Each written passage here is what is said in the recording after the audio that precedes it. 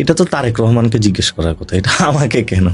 এবং উনি হলো বিএনপির স্ট্যান্ডিং কমিটির সদস্য, তো আমি তো ওনার জন্য দোয়া করে যাতে উনি ভালো হয়ে যায়। তবে আমি আর এই বিষয় নিয়ে উত্তর দিতে চাই না।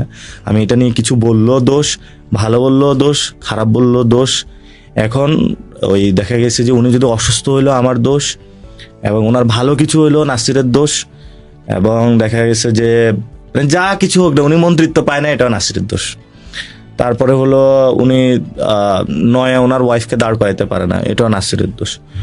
আমার আর এই বিষয়ে কথা বলতে বলতে আমি বিরক্ত, এটা নিয়ে আর কথা বলতে চাই না। এমন উনিও আমাকে বলে গেছে অসুস্থ হওয়ার আগে যে একটু আল্লাহর নাম নিতে বেশি, ওনার নাম যাতে না নিই, সকালবেলা উঠিয়ে যাতে হলো আল্লাহর নাম নেওয়া হয়, আমি ওইটাই নিতেছি। আর ইলেকশনের আমি যা সাফারিংস হয়েছি ব্যক্তিগত জায়গা থেকে, যেহেতু আল্লাহ তাআলা বলছে ক্ষমার পক্ষে, আমি সবাইকে ক্ষমা করে দিলাম। এই অপ্রাসঙ্গিক বিষয়ে আমি আর কথা বলতে চাই না।